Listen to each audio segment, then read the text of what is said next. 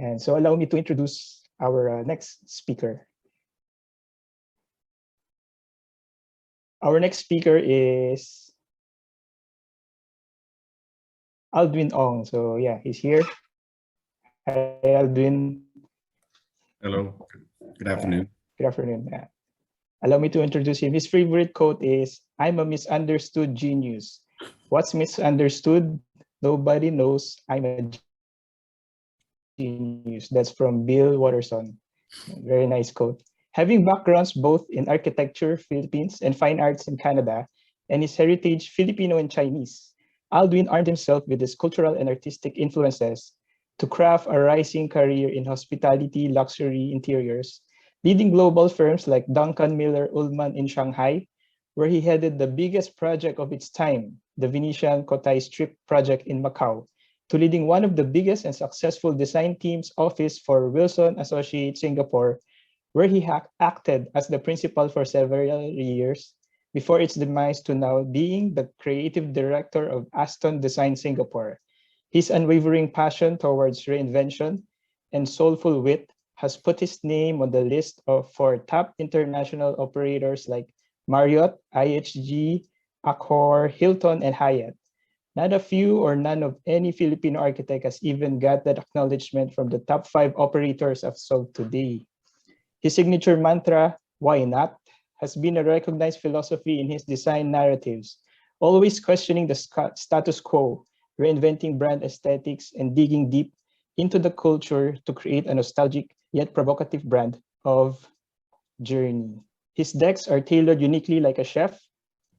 Always compare my trade like a chef. Digging deep into the regional ingredients, twisting and creating it with a modernist hand to create a unique experience guests can enjoy. His works like the Renaissance Xi'an, only Asian entry to the 2019 Golden Key Awards, among 450 entries, Hilton Xi'an, Fairmont Shoal, and Autograph Tokyo. Yan yung mga works ni Aldwin. So with that, we'd like to welcome our third speaker for this afternoon to share his philosophy and his work. And we'd like to welcome architect Aldwin Ong. Aldwin.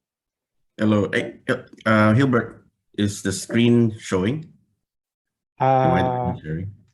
It's a black screen, right? Yeah, it's a black screen. Yeah. Okay, so hopefully that's the one. You can see it? Yeah, we can see it. Okay, good. Yeah, so first of all, I'd like to thank, obviously, United Architects of the Philippines, Metro Manila, especially the President Gary, his crazy wife, Chivi. They've been very, very good friends of mine back in school and still today. And one of the reasons why they've engaged me to this talk was exactly our philosophy, which has been my mantra for my team, from myself, as we go craft our unique narrative. So today's talk is actually quite interesting. It's not more on sharing a lot of our works, but it's more on trying to get everyone in this call to think out of the box, right? I mean, thinking out of the box is one thing, but trying to question a lot of things. We want to show you a journey that we did in the Philippines itself, so you can see how our philosophy becomes real, and what we can do as architects and designers to make a change. Because if we don't, this is what happens in the Philippines, right? We've been a stagnant architectural practice for decades, and it's not going to change. So what I do now is I'm giving back to the Philippines and show why things can be done in a different way. So first, I'd like to share a brief analysis of why not. So if you can see, it's very simple. Our philosophy is questioning things. Whether you say it's why not, whether you call it as 1 + 1 = 3, it's basically not following the rules, right? And that why not philosophy involves a baker's dozen of sub philosophies, and I'll try to explain it briefly so you'll get what we're trying to do. So first of all, this is the world that we are embracing today, right? This is reality. Technology is with us, social media is with us. Either we embrace it or we basically make ourselves irrelevant. So social media allowed us to become what we are today. We want things immediate. We want things simultaneously. And that's the world that we have to face. Second, we call it the box, right? So what is the box? Basically, it's meeting the unexpected, right? So it's never becoming a box. It's the novelty of opening something and discovering something unique. It's creating a space within a space. It's creating something unique and not confining yourself to the limitations of what's been given to you, but to create something even better. So everything that has been created now has already been done, right? So it's nothing new. But so basically, what is creation? What is innovation? It's basically reinventing classics, right? So if you can see this car, nowadays it's all about reinventing the novelties of the classic and trying to create something new and reinventing them, creating something more abstract to create an impression of the classics. Tactile, we design everything just like this child does, right? Opening a GUI, touching goo for the first time, having that sense of awe. It's the same thing that we do, and the same thing what we should expect the guest to be able to experience, right? It's that soulful, very, very emotional experience, and that's very, very key as architects and designers. Authenticity. So we love to reinvent things. Culture is not just history. I never believe in putting historical context into anything we do because it's actually not being authentic, but by trying to create something abstract. And by doing so, you create longevity, you bring it forward. You question everything and try to create something more interpretive to let basically your guest experience and get inspired and see something that is really historical. So uniformity is something that we love to break. So it's not being uniform, but it's actually the opposite of it. So we find beauty in asymmetry. We find beauty in the imbalance. We love to create contrast. And we feel that basically gives something even more vibrant, even more exciting, rather than just conforming to a set of grids. So artisanship is an important element in what we do because we design hotels, right? So we actually bring in the traditions, we bring in the culture. But if you look at this image, basically it's also involving technology and innovation. So how do you do that, right? So you infuse technology into the classics. You don't just accept anything that is old and just stick it to the wall and call it a day, but it's actually integration. So then you create provocation, right? So when you infuse technology into something cultural or historical, then you create something that provoke the emotional aspect of your guests or your viewers or your the visitors that go into your space. So persona is something that we feel that is quite relevant. Again, creation is already done. Everything has been created. So what is really creativity? What is made in, for example, Philippines or made in China? It's defined by not the origin, but how do you make it personal? How do you make it better, right? So you can see even kitchen appliances now have this sense of personality that makes it yours, right? So skin is social functions interweaving together. So you see elements are basically intertwined, whether they're work, dining, lounge, everything now is intermixed together. They're not defined by walls or divisions. It's actually a layer on top of each other. So this creates a more vibrant social workspace or a living workspace or any public facilities you create. It becomes more vibrant rather than confining them in different divisions and partitions. Now, like I said, we like to break the stereotype. So we believe that status quo are meant to be broken. I mean, this is a standard meeting room. Why does a meeting room have to be very boring, very squarish and formal, right? Why can't it be fun? So it's questioning what is the status quo. Light is very key, obviously, whether it's in present or it's the absence of it, or creating a theatrical approach, or even nowadays the wellness approach using circadian lighting. It creates a totally different atmosphere for what you're creating.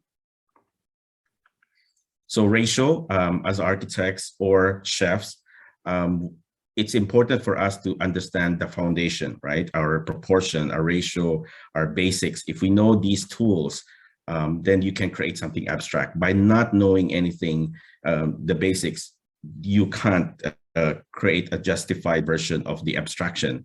So by knowing your basics, you can create something amazing, right? You can create something theatrical, you create something artistic. And that involves knowing your foundations, your materials, and how you mix them up to create something amazing. So what is luxury? In our field, we do a lot of luxury hotels, restaurants, and residences. So basically, what is the perception of luxury? In this picture, it's a classic art. You can see sold in Sotheby's auctions for millions and millions of dollars, right? On the other hand, this is the same thing, KOS album, same thing, same piece of art sold in Sotheby's, still millions of dollars. So the perception of luxury now has changed.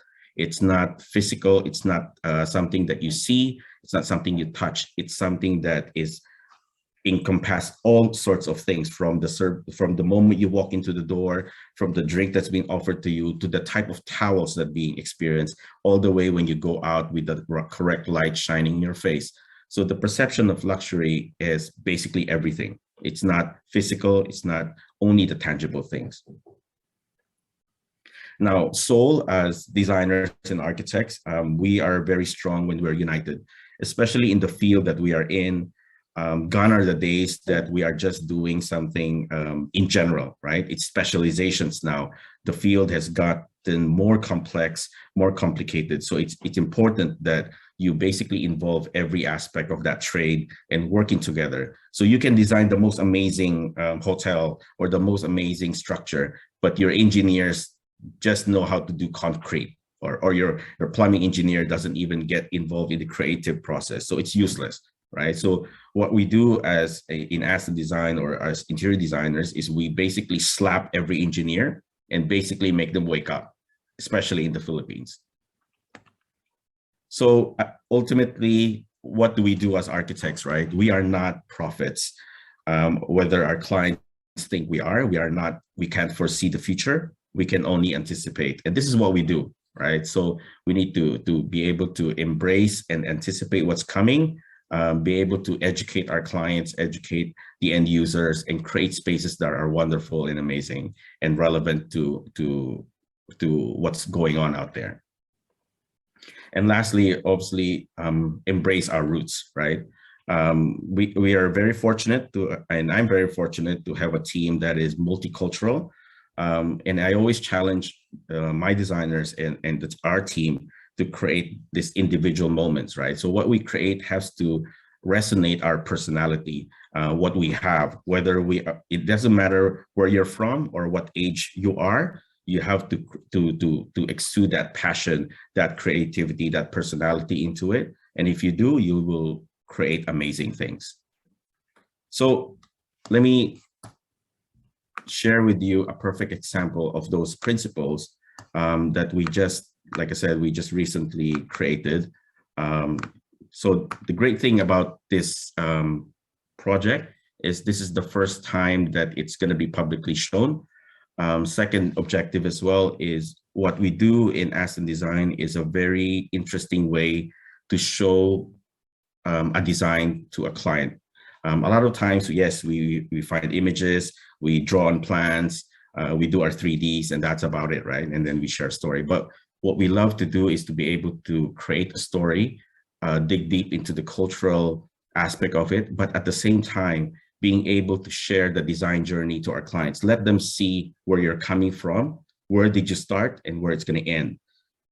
And this is basically one of them. So this project, Sofitel in Cebu, which is coming up soon, basically revolves around the simple concept of we call hikot. So hikot is a Cebuano term. In English, it's interweave, or in Tagalog, it's tali, right? So the hikot philosophy revitalize basically and rethread the tapestry that connects Cebu to the past, and basically embracing what is relevant in the present and looking forward to the future. At the same time, being a global brand like Sofitel, It's basically connecting the thread from far east to the far west. So if you look at these trio of hands, it's basically the two hands represent the Filipino craftsmanship, right? The rough hands, whittling wood, clay craft, so on and so forth. But on the other hand, it's being refined by another culture, bringing it to a level that basically creates a global brand, which is basically the French, right? Refining it with the gold leaf. So it's very philosophical. So the site itself is in Cebu. We are working with SOM New York for this wonderful architecture, aiming for a LEED gold, if not platinum. The only, hopefully, platinum building is going to be in the Philippines. So it's a very interesting architecture with corner terraces and so on and so forth. But today's lecture is not to promote SOM, so I'm not going to dwell into that. So the brand overview is Sofitel. Now, Sofitel is a French brand from Accor, which is basically has this DNA mixing art and culture, chic design, wellness, you know, all the colors that is basically witful in the French language basically revolves around evolving them with the local culture.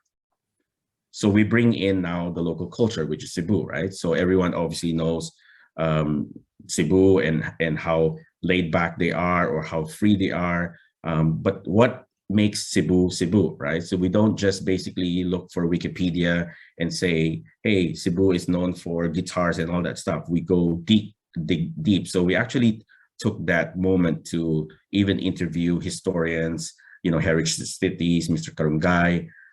So digging deep, why Cebu became the center of arts and crafts. It's not just important to say, yes, they are good in arts and crafts, it's why, right? So we dig deep into a Boytist family, exploiting basically the opportunities that the Cebuanos have in terms of logistics and its skill in craftsmanship, and basically expanding its capability at that time in the 40s, expanding furniture making to the world, brought by the Ospeña family, the Apoitis family, and now during the 80s, it became really the capital of furniture making, right? Unfortunately, not now, but it was in the 80s, in the 90s we were. And the most key thing is the Cebuanos can-do attitude, right? I have to say it's very different from Manila, from any parts of the Philippines. They have a very unique way of looking at sophistication, quality, without costing, obviously, a single cent, and being efficient and doing this collaborative efforts, because Cebu is the culmination of a lot of foreign families and foreign companies moving in. So it's become an interweave of culture. So obviously, locally, we have the festivals, right? The Sinulugs. And then, so what do we do? So one of our main goal was the local craftsmen, right? So yes, it's very cliche to just say, okay, let's bring in the guitar, showcase it to the hotel, but that's not what we want. What we want is to dig deep. What is unique about the Cebuano guitar, right? Compared to, let's say, any guitars done in the Philippines or any cities in the Philippines. So the guitar is the inlays, the type of wood they use, and the type of craftsmanship that goes into the shape of the guitar that is different from other parts of the city.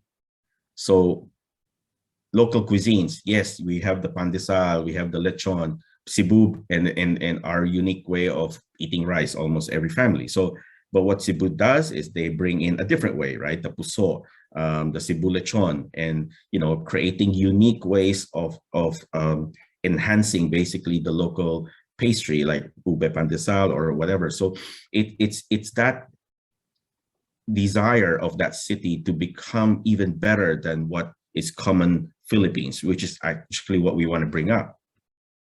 So we want to eradicate basically the commercial, even for lechon or all these local cuisines. We're not defining this brand to that. We're actually making it even better. It's the made to order stuff, right? So in Cebu, I'm sure you guys don't know, but these commercial lechon is not the best. It's the one that is not advertised. It's the one that's hidden behind a big gate and you have to call. There's no website. It's these kind of things that we want to achieve for this hotel. So we did comparisons between something French and something in Cebu. So again, it's the sought after that we're after. So the story is starting to evolve into the master crafter. So it's celebrating the craftsmen of Cebu with the enhancement of the French culture, bringing it up to a certain level and bringing basically what is the most essential architectural basic in Cebu is the Bahay na Bato. It's unfortunate, but SOM actually used the Bahay Kubo, which is actually the incorrect version. So we actually corrected them, saying it's Bahay na Bato during the Spanish colonial period. It's influenced by the Chinese, by the Spanish, and basically the Filipinos. It's the best perfect context for all. Now you get to see. Obviously, I don't need to lecture you all about the wonderful things about the Bahay na Bato, but there are elements within that we want to reinvent, right? Whether it's the Capiz windows, whether the local artisan tiles, the pamingkilan or the lazy chair, and the fact that every Bahay na Bato starts off as a dining table, not the living room, not the lounge. It's actually the dining table. So of course, my selling point is we Filipinos basically invented communal dining, right? It's only the Filipino culture that we welcome people to eat and welcome them in our house, whoever they are, right? And the Sinulog is the perfect example for that. The whole city opens up. So we also want to, touching upon sustainability, this is something that we felt strongly about. So in Cebu, you got these elements, the stonecraft, the local limestone, the Mactan stone, right? So do we just take these stones and basically create impressions of it in the hotel? So what we did is the other way around. So we took impressions of that stone, but we created something else. It could be a sculpture. It could be something that is involving function, a speaker, or flooring material, but taking a modern material, but inspiring from the Mactan stone. Similar with weaving, right? So these are the traditional things you see. In Cebu, they have a very unique form of weaving called hablon, which is very geometric. You can see here in the image, the puso. So these are the traditional weaving elements, but what we transform them is something quite abstract. For example, furniture, or taking the weaving into another level, right? Creating screens, or maybe even extending them towards a ceiling material or art. And I'll explain to you how we do it. Again, traditional capis being used in shellcraft, a lot of the capis windows or the old-fashioned lamps in the Spanish Filipino colonial houses. So these basically showcases the best of Philippine craftsmanship, but then how we're transforming them is something different, right? So you can see some of these inspirational images. The shellcraft is more abstract, bolder, very, very provocative, just to inspire. These are some examples of Cebuanos who have made it through the world. Neil Philip, one of these can easily sell $3,000 in New York. So, and oyster shells, integrating French and Filipino context, and even the subject of sustainability, instead of showing a shell in a glass cage, right? But you have an art just to create that image. So talking about sustainability, as we know in the Philippines, we love using mahogany, we love using Nara. When you go to a residential house, it's always about these kinds of wood. So in this project, we said no to every single one of them. We're not using any common wood that Filipinos love, but we're actually creating something better. We're revitalizing discarded wood. So anything that you don't need from the common construction wood, that's the one we're revitalizing, and by doing a special process. So we're working with artists like Vito Selma to actually explore revitalizing them. It's similar process to the 300-year-old technology called Shosugiban, where you burn and basically stain the wood and make it fire resistant, and it's colorful, and basically you bring out the grains of the wood. So it's taking garbage, what we commonly known as garbage, and basically making it part of a sustainable finish in the hotel. So we also looked into local materials that are there. So this is a company that's been there for 150 years, Machuca Tile. So we basically found them again, and we're creating something new with them for the hotel. So it's a concrete tile that's been handmade and has never changed its technology. The only change they have is they have a website now. So we love the fact that we can bring them in as part of the hotel to create that nostalgic element.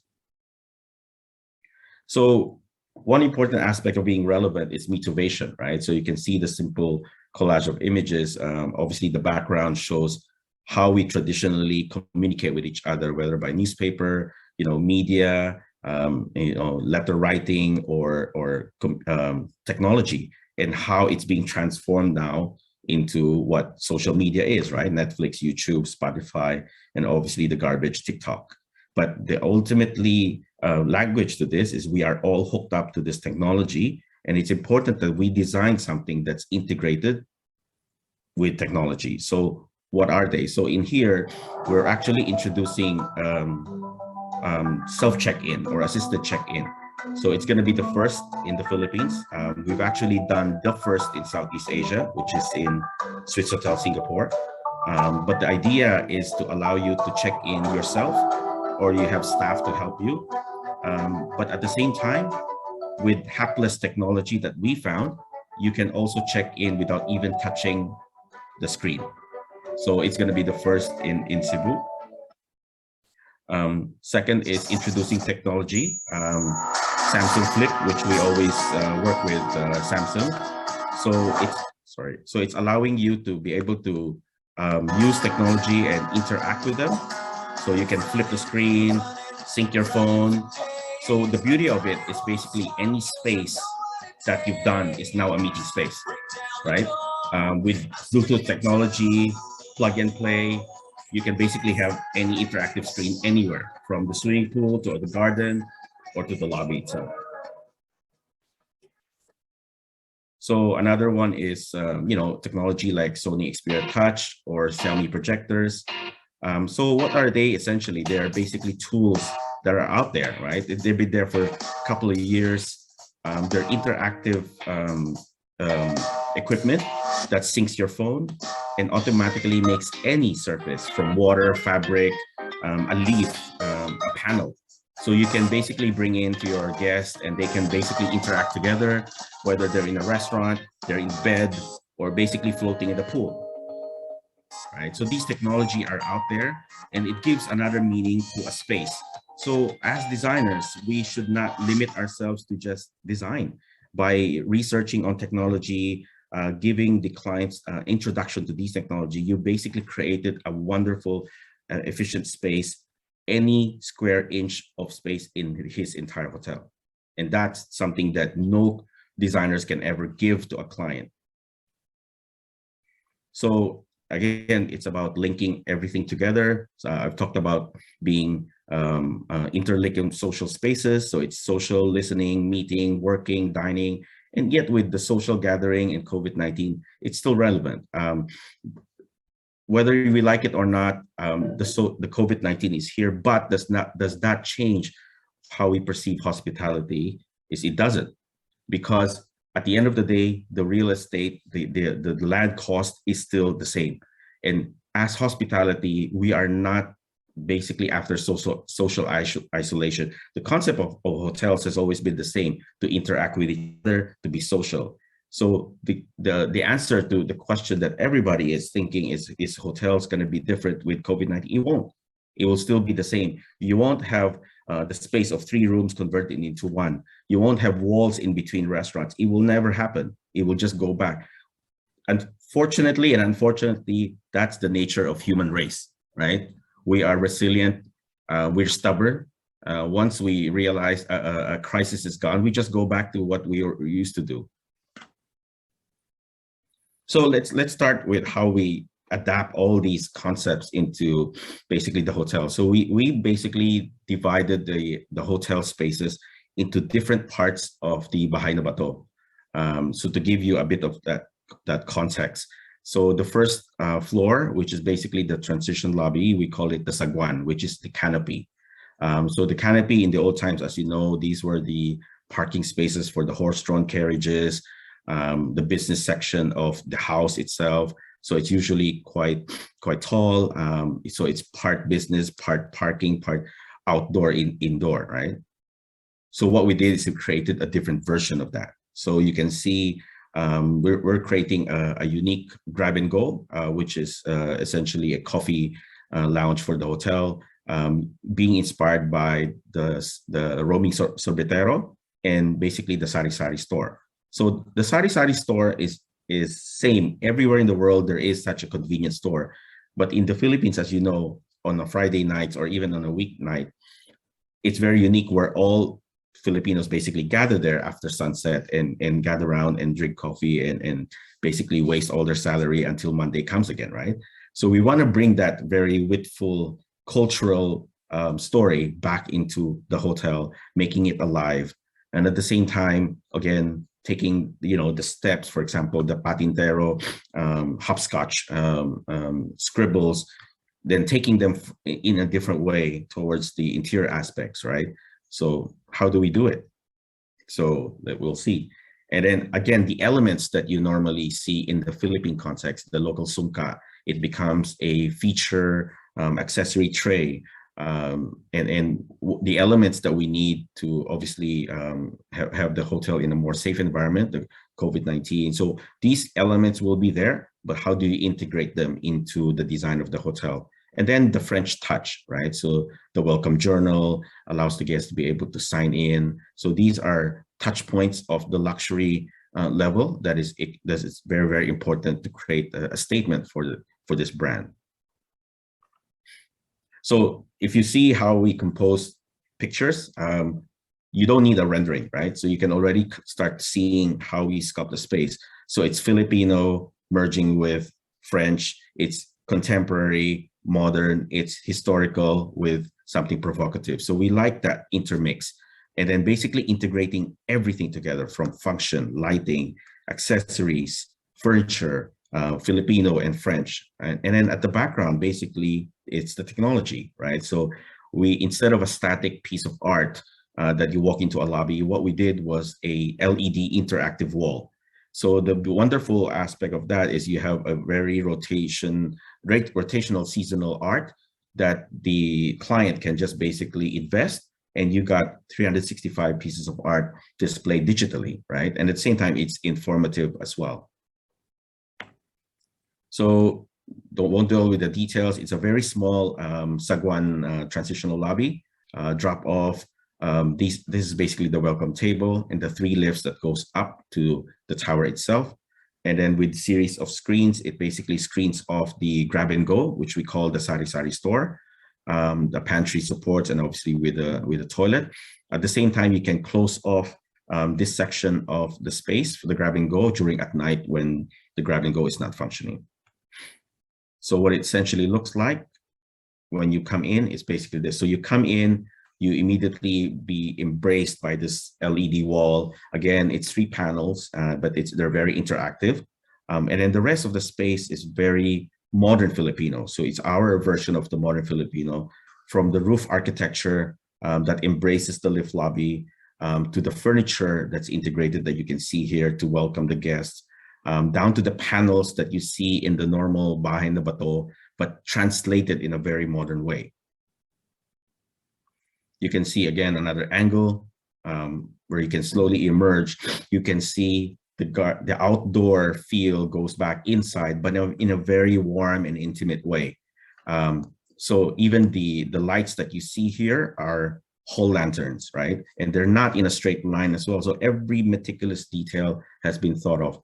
The flora and fauna of French and Cebu are inscribed in these metal lifts. And then obviously when you press, these are the lights that alerts you that it's functioning, and you go up. At the same time, the screens are something that we are currently developing with Vito Selma. So it's a brand new material that is not even known in the market. We're combining abaca, metal, stainless steel. We're mixing them up and creating a brand new material. So this is what I'm trying to say as well. Yes, we are designers and architects, whether we're in the Philippines or we're outside like me, but we're engaging local artisans to help us. It's not just saying, hey, we're in Singapore, we can create anything and here it is. But we are the ones who are actually triggering the local artists to help us to create something more relevant. And that to me is more important than anything else. Again, design-wise, we are very known for integration of anything from lighting, computer tablets, even the sanitary, hand spray is all integrated, and then mixing obviously styles and fusion of different styles together. So when you go up to level 16, it's basically the hotel lobby, the reception. So we call it the commune, which is in Filipino context is the sala mayor, right? The main receiving area. And as I mentioned, I love the fact that in the Philippine context, everything revolves around the dining, right? It revolves around the table. It's always a very communal feel. So how do I reflect that on a lobby space? So what we did was a series of tables, right? So the whole lobby basically is layers and layers of tables. So the first table is, we call it the hub. It's a basic self-check-in, assisted check-in, and table that is not different from what we created in Singapore, but the difference is the merge of different styles together. You can see the French carving on the table, but it's holding up the Filipino wood table. And then with the unique process that Vito Selma and I are working on revitalizing this discarded wood. All these lights will be not only aesthetically there, but they're functional as well to light up your face when the camera shoots at your face to recognize your face for the passport scanning. So again, we don't just design, but we understand the full technology of how it works. So one of Sofitel's key feature was to create something like a wonderful piece of art. So what we did was we elevated it further. We call it the Cradle of Flowers. So we're working with Vito Selma and ourselves to create this wonderful floating piece of art. So it's a floating membrane that's going to be floating on our atrium. And not only will it have, obviously it's artistic by its own craftsmanship, it's method, but it will have lights, projection, interactive audio and sound, and we'll get the Cebu Philharmonic Orchestra to create that music as well. So it's a mixture between Cebu, French, Vito, and ourselves, mixing it up. So when the guest comes in, let's say at 8 o'clock at night or 6 o'clock at night, it creates a very interactive cathedral of art and music. So the second table is, we call it the social work. So if you can see, we've actually combined a communal table and the pastry table. So it's mixing these two together. So the pastry chef can actually make fresh ube pandesal 24 hours a day, just like a famous donut shop. Cook it live in front of you, bake it live in front of you, but at the same time, you can work at the same time. On the left, there's a concealed printer storage. People can work and enjoy basically the wonderful cuisine. Then we basically reinvented the idea of a lobby lounge. So instead of just a bar, we actually created a chocolate theater table. So this will be a cold ambient counter where the pastry chef can show live tempering of chocolates right in front of the guests. So it's something that's never been done in the Philippines. And it's also something that we want to revitalize local artisans in Cebu. And for example, we created even a video. Sorry, I don't know. Okay, oopsie moment.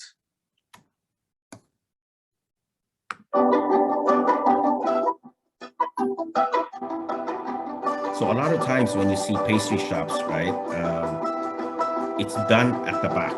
It's done wee hours at night. And what we want is we want to elevate that, bring that French pastry making, chocolate tempering right in front of the viewer's face. We call it the melt. So who are they? So basically, we found a lady named Raquel Choa, who is actually, she was not a trained chef, but she did not even finish school, but she became Cebu's really internationally known pastry chef and specializing in chocolate.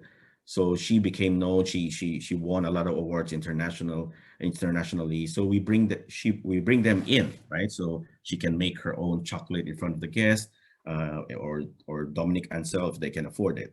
So we want to have that kind of feel. And then the bar itself, we're working with Vito Selma to create an open pantry. So basically, normally when you go to a hotel, you have a pantry or a kitchen that is hidden. What we did was we celebrate them, we bring them forward. And you can see we did a French cabinetry working with Le Cornu, Victoria Arduino for those coffee display. And these screens basically screens off that kitchen area. And then you see a silhouette of those bartenders and chefs working, but everything is open. The whole working back door, front door, everything is open. So it's fully permeable. So this is the traditional way of lobbies in a lot of hotels, right? Where beverage, food, retail, work, and exploration, they're all kind of segregated. So what we want to do is we want to bring them together. And this is why we're very insistent on this, because of the way that we use spaces are a reflection of how we conduct our lives. Boomers, millennials, it doesn't matter. We want things immediately, right? So we want these to segregate together. So here is basically the lobby as you see now. So the 3 lifts that you saw from level 1 goes up, and you basically have this very intimate lobby experience. So when you walk in, you see the reception, the hub table, the theater table, the bar, and then the coffee place, and then the lobby lounge basically anchors it. The unique architectural footprint that SOM had created is quite unique, where we have 4 corner terraces, and each terraces reflect where the type of plants that we're using reflects the range that it's facing. So for example, the north side is facing the mountain range, and then the south side is facing the ocean. So even to that extent, we've categorized the type of plants that's being used. So we're very authentic to that point. The architecture itself is very challenging. We have a 13-story atrium right in the middle of this space, and everything is basically glass. And then you got the F&B here on 2 sections with the kitchen on the left. So without going so much into detail, but you can see we've developed even to the extent of how it works. So all even though it's an open pantry where it can be seen, every equipment can work. So we want to show the client. We even look at circulation spaces. So whether you're COVID-19 paranoid or not, we have 1.8 meters, distancing between each other. So there's no problem of any guest looking at each other's information, right? And you can see with all the equipment in place, the cold ambient temperature, we're working with a really good kitchen consultant with this, with TriArc. But one key thing is, how do you work with the bar with social distancing, right? And you can see we've created a series of screens. So you can basically open them up individually, and the bartender can serve you the drinks, whether by solo or by duo. So again, these kind of small details are very, very key. So the reception, as the whole lobby looks like this. As you enter, you'll see a lot of layering in terms of the details. And we took an unfortunate thing, a tragic thing, into something that we can integrate to the design. The architects have designed this very horrible looking structure that to them is a statement, but to me is a disaster, that creates ribs that basically blocks the entire lobby. So what we did is we created and finished them off in something warm, such as timber, and yet craft them in such a way that they look part of the interior atmosphere. So that is also one of the reasons we didn't block anything as you walk in. We want everything to be very open and you can see the view. The interesting thing about this building as well is every single window is slanted, but it's slanted in the right way. So if you know San Miguel building, it's slanted on the different angle, which is correct because it reflects basically the sun, but it also makes you feel a certain vertigo when you look down to the window, right? So SOM basically reversed it. So it's all by a motorized shade controlled by solar sensors. So on certain hours of the day, they will automatically go down. The concierge will be here with its retail shelving, and then the reception, the social hub, and so on and so forth. So you can see the details that we've used. A lot of the pieces are not just typical counters you've seen. We basically sculpted, so it looks very artistic, integration of lamps, of flowers. It's all cohesively integrated. Nothing is just like an art hanging on the wall. Everything is thought of, whether the architectural lights, the paneling, even every equipment is going to be properly measured and fit into place.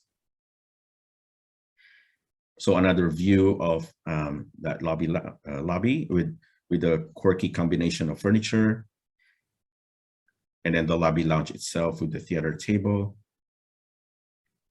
and then some of the design elements. So you can see it's an integration with French and local mix of design and color, but yet the color is not too colorful. It's still quite inviting, reflecting Cebu's taste. So you can see now the atrium that I'm mentioning, and basically you got this floating piece of art that floats down all the way 13 stories high, and you got these series of lights that basically shines on it. So during at night, it creates a very, very wonderful interactive experience for any guest as they walk through different levels. So now we walk into a different space. Level 14 is basically the my space or the meeting room space. So if you see the right, this is the common thing that we see in our meeting rooms, right? It's basically boring.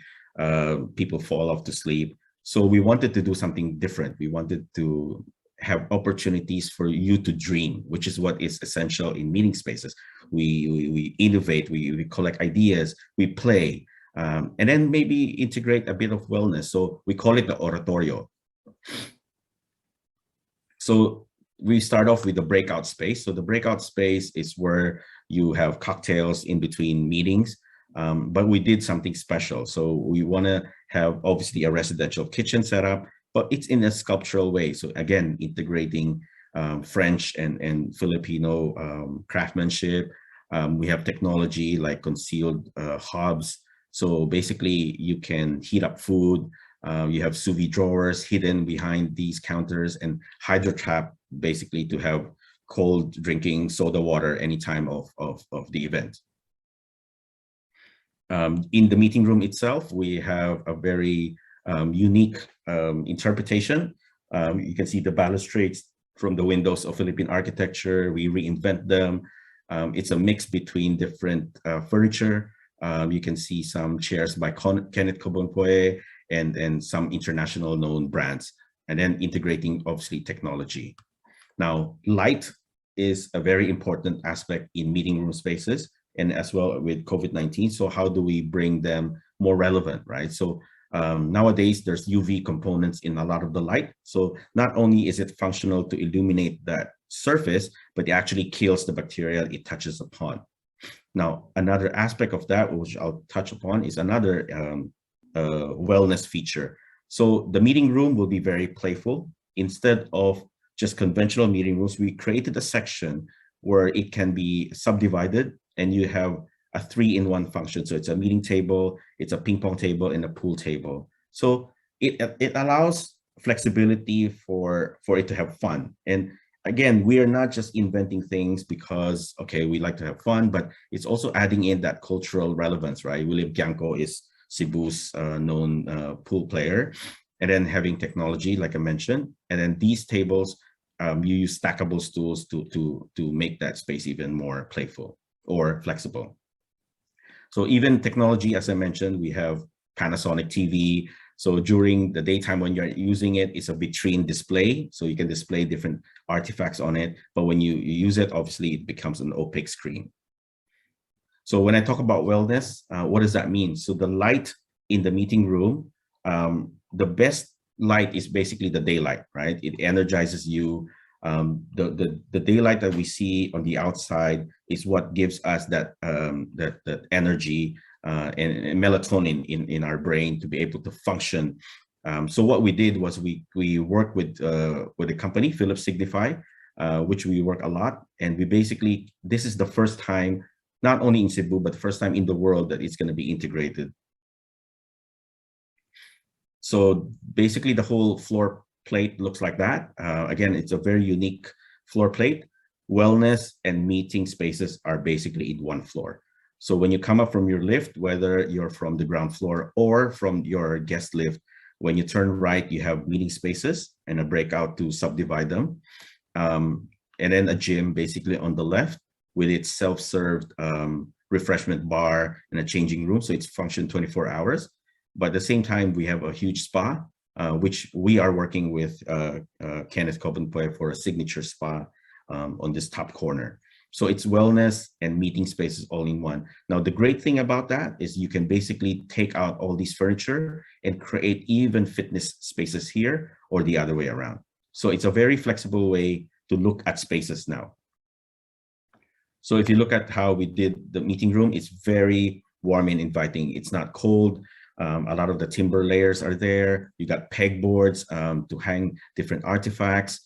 These are breakout cabinets where you put coffee machine. So you can subdivide this room for a more formal setup, and yet you have an opportunity to create a basic workspace environment for any events. So these chairs obviously can be stacked, and you got a playful collection of chairs to make it more lively. So it's bringing that workspace, the WeWork kind of environment back into the hospitality interiors. And again, these lights during at night, if you want to have daylight to energize you, you can. So the technology now can create these very natural daylight and even create nighttime, perfect night mode that is not very artificial. So we mentioned the gym, so we're bringing in a little bit more fun. So we call it the gym. So it's bringing in, you know, the Manny Pacquiao's boxing element, the fact that the real Filipino gym is not indoors, it's outdoor, right? The basketball, the cement gym. So how do we bring them in? So you can see we even challenge basically the equipment that you're going to use, a lot of timber, more on the wellness thing, hanging on the ceiling, using a more showroom kind of setup where it's not flooded with equipment. So it's basically sporadically placed. There's a refreshment bar for hydro taps, a different way to house your equipment. And at the same time, doing something sustainable. So these are recycled saddle bars that we can assemble and create a bench. And then modern technology, right? So the light boxer can basically replace the boxing bags. And the magic mirror is something that the guests can use to interact with themselves and create a customizable program, fitness program for themselves. So again, it's everything we question with the simple, why not? Sorry. And then the roof deck, right? So a lot of times the roof deck is a swim pool and that's it, or the grass area. So how do we even make that more flexible? So creating yoga spaces, making the swimming pool into a fitness area, and even introducing technology. We're working with Toto on this to create this warm spa experience. So the warm spa allows this shower experience that basically wraps your entire body without even going out of your body. So they in Japan, they've developed this technology that allows you to, you can see here on the right, that's the normal shower, and on the left side, it basically soothes you and basically wraps you up.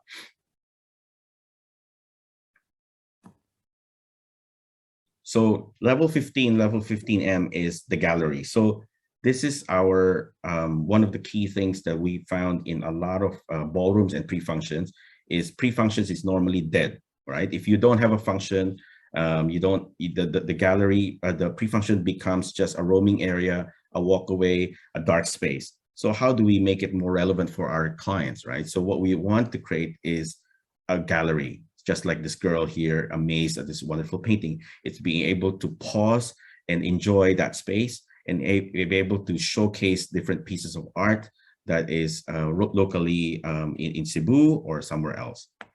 So what we did was a different take of the pre-function, right? So it's a gallery, whether it's 2D art, whether they're sculptural, and a communal table that we're working with Vito Selma as a communal table to serve two functions, right? So for function events, you can use it as a cocktail table. At the same time, it basically encloses and becomes just a display table when it's a gallery.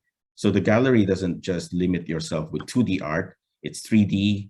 You can interactive, you can have floating butterflies, you know, these are resin flowers that an artist is creating for them. And again, it's sustainability, it's French, it's Filipino, it's everything, you know, interweaved together. And then we created this program for them. So the art program is not just displaying art, but it serves a function. Now, if you look at this image carefully, we have reflected the different street animals of the Philippines, right? From the carabao, from the pig, the lechon, the street dog, the birds, the rats, the snakes, and the cat. So it's basically all these street animals, but now it's reflected in an abstract way, right? So it's still there, but you know, it's symbol. Second is sustainable, right? So how do you showcase sustainable in the Philippines, whether, you know, the endemic animals or shells or all that? But if you show this kind of image, basically your end viewers create a much more impactful message rather than you show a turtle shell in a table and says, please do not steal. I guarantee you, I will still steal it. But you have these kind of images, it creates a lasting impression on the guest, right? So the pre-function, again, we're trying a different approach on the design. The communal table, we call it the Lost Supper, which is, we're working with Vito Selma on that. So we're using a Moza eco wood. So we're recycling these wood and creating something cubes in terms of the tabletop. And then some of the elements here are basically what you see. We have mother of pearl inlays. The breakout cabinet has some artistic element inside. And basically creating a different way to use the hablon. The hablon, if you recall, is a geometric weave, and we use that reversely into a unique pendant. So the ballroom, the concept was puso, right? How do we reinvent puso as an element by itself? So some of them are in terms of the sculpture that you see, the carpet inspiration, and basically creating something reinvented on the ceiling. So we challenged actually the owner, who's Cebuano, and say, what is the mystery of the puso, right? So everyone knows it's a tradition that's been handed down by the Spaniards. This is the common story that everyone knows, right? So you wrap it, it's a preparation method to preserve the rice, and they've been doing it through the years. But what we found is something different. Actually, puso was not what everyone thinks of. It's a story where a Cebuano showed a Chinese tradesman this rice, and he said that this is his version of this traditional rice dumpling. Now, every Chinese who is in this call now knows that this is called mazang, right? In Hokkien, or rozong. So the Chinese tradesman actually told the Cebuano, no, it's not, it's pushi. So the name of puso became pushu. So this is the real story. So what they were trying to say is, we don't just accept things as it stands, right? We don't accept status quo. We don't accept stereotype. We actually dig really deep. And this, if you compare these two stories, which is a better story to tell for your ballroom, right? Definitely ours. So what we did is we work with soft fold, and then we've created our version of the puso. We've broken them down. These are acoustic panels made of PET plastic. It's 100% PET plastic and 60% recycled. And then we created a different assembly system. And what you'll see later how it looks like. So in terms of plan, it's a very unique ballroom experience, nothing existing in the Philippines. The basic premise is the foyer is actually on the floor above, the 15M. So the guest basically comes in through these passageways, whether they're from their rooms or level 1 or the lobby. Then they come in through these series of corridors, which is really why we thought of the gallery concept. Is so when they walk, they basically are surrounded with different pieces of art, right? So it's quite relevant. This is the communal table we've curated and the breakout cabinets that we've done. And they basically go down these series of escalators to go down to the ballroom itself. So this is a very New York way to look at a ballroom. So they walk down this space, walk down this corridor, and basically go into an expansive ballroom. And it's also the only ballroom that at least we know that is surrounded 270 degrees with daylight. So there's only one wall, which is the main door, and then the back of house. The rest is using this really wonderful prisms of glass. It's subdivided into two by using skyfold system. And yes, yeah, you can, every wall becomes an opportunity to be a gallery. So we're working with the local gallery in Cebu to showcase these pieces of art. So again, cost to the client, zero. So what you do is, what we did is creating this wonderful gallery. You can see here, every panel is opportunity for art. The hablon weave was reinterpreted on the ceiling. So you got these wonderful panzeri pendant light that create this wonderful artistic element in the ceiling. And basically our Lost Supper is the centerpiece of the whole gallery. And then you can see the breakout cabinet. There's a peekaboo moment. When you open them up, it's made of these mosaic, but at the outside is made of this pewtered French painting. So when you open them up, again, all the OS&E that you need to make this function. So it's both a sculpture, function element, and furniture.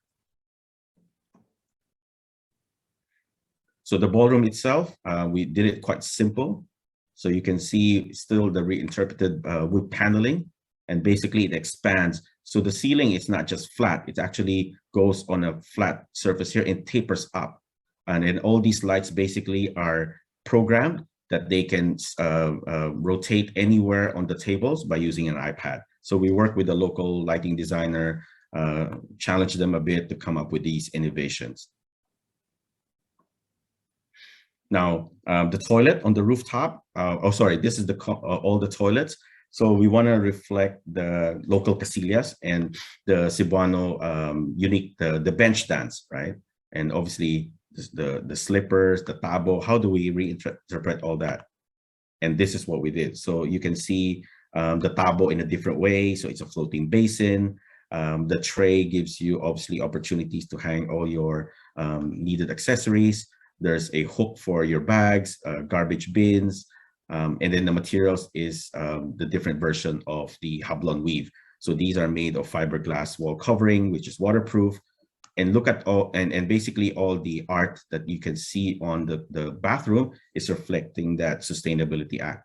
Now, one of the things as well is we want to bring back the alphabet, the baybayin. So this is actually, I did it myself. So this is called Paktuko. So it's basically reviving that old alphabet and making people aware of this tradition. So signage as well, we took a stab at it. So every male toilet has the French bulldog sign. Instead of just saying male, the female will have the street cat, right? Which is psst. And then we have powder rooms on some of our toilets, which is gender neutral. So we're combining basically the male and the female, where one of them is supposed to be a cat. So it's again, not being afraid to be witful. You know, it's okay to have a smile. It's okay to challenge things. And then basically the toilet becomes this, I mean, I'm not showing all the details, but the water closet has a vanity mirror because it's French and you look at yourself before going out. I hate urinal divisions. So how do you solve that? It's very simple. You put a piece of art in between, right? So the guy next to you will not focus on obviously your private parts and look at the painting. So all the artwork is there. You have a space for your phone. So all these small elements, small details, even the door itself will have 2 hooks, right? For family people, you know that. The female likes to hang their bags on top, and male is the shopping bags, right? So now we go to the last space, the room, the most important space. So we call it obviously the cuarto.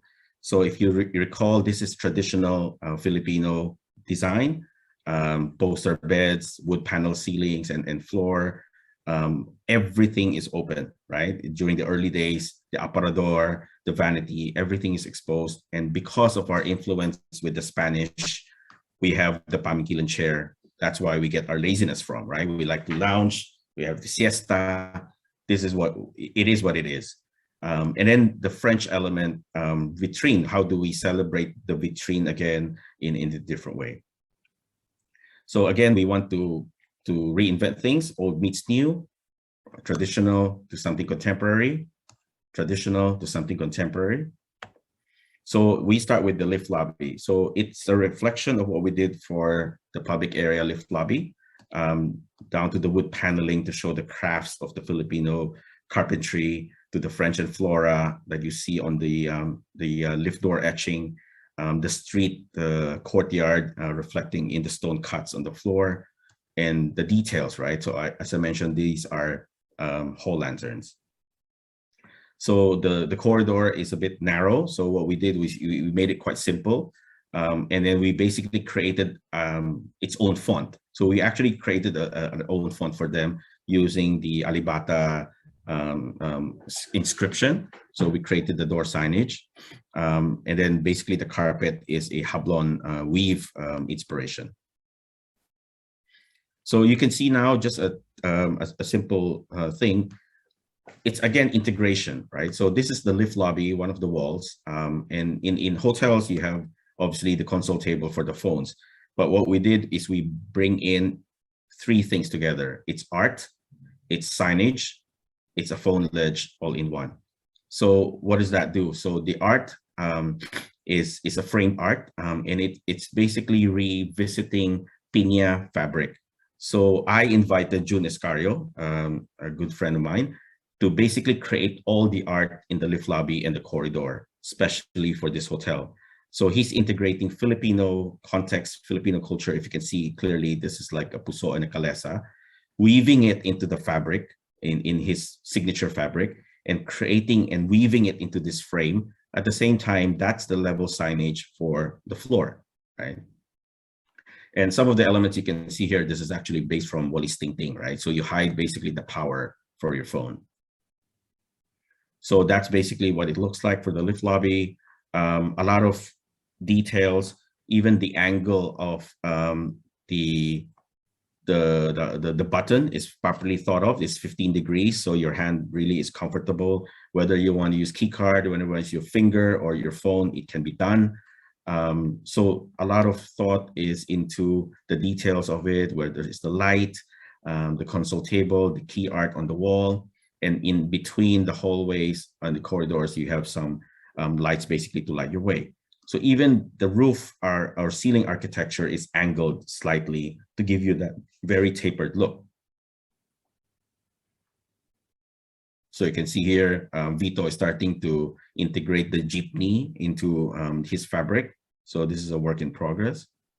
So into the room, so there's a few elements we're thinking. So one is when you come in, we have a welcome ledge, right? So the welcome ledge gives you this, obviously the sanitizer, place to hang your mask, whether it's the shoehorn and the peel no chin. So even we put in a very witful touch, the clock, right? We all know we are very infamous for being late. So this is a reminder not being late, because the French is the opposite, right? And then of course a place for shoes or slippers. Now we want to create something very, very unique, not just for this hotel, but in terms of hospitality in general. So what we're doing is we're integrating fixtures together. So in a normal hotel setting, you have a closet, you have a foyer, you have a bathroom. So you want to do away with that and create a different version reflecting the Filipino behind the bato. So we'll show you. So we're integrating again tables, right? So the the basin is actually a table. The French element is in the French mirror with some inspirational messages. We have key color influences from the French, and then basically a machuca integration. So one of the key things as well in this hotel is it's the only hotel with an integrated leg shower, right? So there is that wellness feature, and that is our version of that the street bathing experience. We have a shaving mirror inside the shower with that French element. And at the same time, we're bringing in the tabo in a different way, right? So instead of the amenity tray, you have a bucket where you have all these shower scrubs. We have a different touch of a walk-in closet with this very meticulous, sophisticated detailing. Even the OS&E, you can see we've touched upon slippers, luggage benches, all these small details. And then basically inspiring local culture to help us. So we found Island Girl, which is a local shop in Cebu who can craft all these different accessories, right? So it's French meets Cebu, so that's why we call it local couture. So the bedroom itself will be very unique. We're cocooning, basically, we're having this wood paneling. We're having integrated light, so it's acting as a reading light and atmospheric light at the same time. A new version of that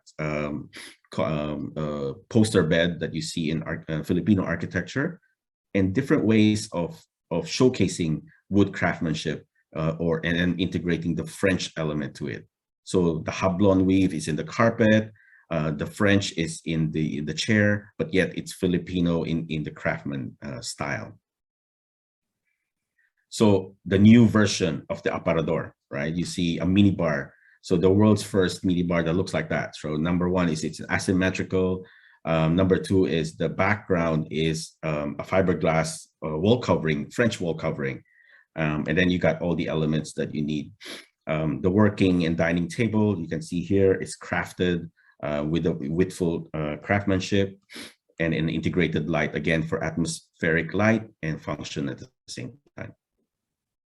So we're infusing technology. So we're using Philips Signify, which is basically a lot of things. It's a wake-up light, which will show you the video later on.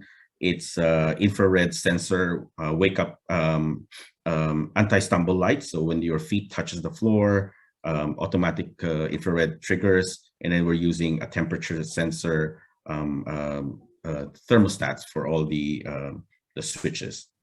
So we work very closely with Philips on a lot of these items. And then using the Eco Hub Cebu, so have this sustainable thing. So all these pencils have actually tree seeds on there. So it encourages the guests to plant. So not just using local materials, but encouraging green practice as well. Now we are doing away with engineered wood, local timber wood. We're actually using stains, it has an acoustic layer. So the goal is, when I sold it to the client, is how can I create a room that reflects the Filipino character, right? And what is the Filipino character? Is the Filipino hug, right? This is how we do. It's the sense of hospitality, that whenever you meet a Filipino, you feel like you're with family, right? So the whole context is that. So you have to remember that. So when you walk in, there's no divisions, nothing. So when you walk in, you immediately are welcomed by this open bathroom, right? So the sink is integrated with the tub is integrated with the shower is integrated with a water closet. The door of the water closet flips open to cover the shower if you need, and yet everything is open. It's one material, the machuca tile, and then it's open closet. Nothing is divided. The only division is these 3 sliding screens. So when you have, you need your private moment, fine, you slide it off, and then you got your bedroom, right? So the bedroom, obviously the bed, side table, the pamikilan chair, work and dine, and then the mini bar. So in context, it's a very simple principle, right? The challenges are every single room is different. So the hotel building goes obviously tapers all the way up. The windows are never straight, and the windows are in an angle. So those are challenges that I hope no designer will ever experience, but how do you overcome it? And that's basically the room, right? So there's nothing that you come in, you got the welcome ledge, you got the water closet, there's a light there, there's an art, the shower, the basin that's integrated with the tub, which I'll share with you in a detail, and basically the room. The room wraps itself to you. So the whole panel slowly goes up and welcomes you. Now, that also conceals the light, the wake-up light that slowly glows when you wake up in the morning. And basically, it also solves the fact that all these mullions are slanted. So every single window is also automated roller shades. And you can see every detail is meticulously thought of, from integration of power, craftsman details, the workmanship, and then the French tufting, the French elements. So you can see in detail, all the details here. So you'll have the French weaving with the Filipino rattan. So it's all these intermixed together. And then you got celebration of the Maria Clara. Now, if nobody knows, the basic aristocratic couture fashion of Philippines is the Maria Clara. It's our version of couture back in the old days, and now it becomes more mainstream, right? So we want to celebrate that again. So you can see it's a modern interpretation of the Maria Clara, but in a more witful way, right? So, you know, the 3D pencils, it's the eco hub, and then you got still the French chair. So the other side of the room, you can see when you walk in, you have this beautiful French wall covering. The walk-in closet is integrated with the full-length mirror. And again, you know, the door that flips open to conceal the shower, and then basically your mini bar and the TV. And then you can see all the elements from OS&E. These are also something we found in New York, but it's done by a Cebuano, which is the Sinulog. So all the elements, even coffee, we don't want the standard coffee, it's the French coffee maker. So all these are, all the legs of the furniture are in an angle. So every detail is thought of. Now, for the layman's eye, you see a French wall covering that you can see here. So our artist who's actually on the call, he's from Thailand. His nickname is the Happiness Hunter. So he custom made this wall covering for us. So from afar, you see it's a French wall covering, but when you see these blue lines, they're actually different elements of Cebu in French, right? So you see the Puso became the clouds. Oh, sorry, the French croissant becomes the clouds, the Eiffel Tower, the Puso is hanging, the boat, and basically the Mactan Bridge, the pedicab with a Philippine and French flags reflected on it. So these are elements that just play into your eye, but in real fact, you see it's integrated with the wall covering. So now you see the bathroom as you walk in. So again, the basin is integrated with the tub. It's engineered to do that way. We've covered all the drains, and you got these like shower. And then basically when you open up to the room, that's what it looks like. So it's our version of obviously Philippine architecture. So even during concept stage, we've done the engineering part to make the basin and the tub work. Obviously, I cannot share with you the details, or I may have to kill every single one in this call. And in the bedroom itself, you can see. So even art is integrated. There's a ledge so it doesn't fall off. Every element is secure. Even the lamp here is secure through a hook. Nothing is left without thought. And the best thing of all, there's still a witful touch. So if you look at the stool carefully, it's a rocking stool. So there's always still that element that makes people remember. So before I mentioned about technology, so this is one technology we have worked with Philips. This is actually one room that is the only one in Asia, which we have designed. It's the Swiss Hotel Vitality Room. If you look carefully, it's not just about light. It's about integration of light. So the light you see on top is circadian. We can change it for concentration light at 6000 K. All the switches will light up when you put your hand close, and when you lift it up, it will unglow again. So you can change the light temperature. You can integrate them with equipment. We have two settings for the bathroom. And then when you sleep, obviously you can turn everything off. And then when you wake, anti-stumble light lets you guide. It has a timer that so it doesn't have light on your face, and this is the wake up light. So for 20 minutes, it changes the light temperature from yellow, warm, all the way to natural daylight.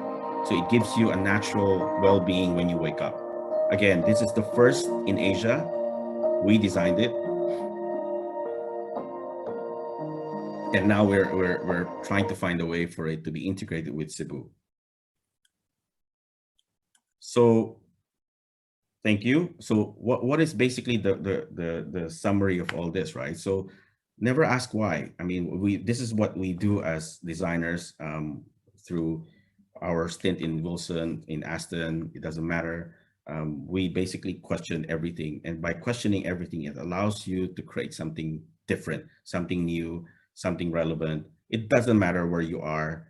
We always think of Philippines saying, oh, it can't be done, or I don't care, right? So we have to challenge it.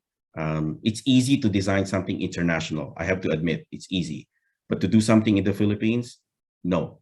But we are not giving up. And this is one testament that SOM and ourselves are doing for Cebu to showcase that it can be done. Thank you.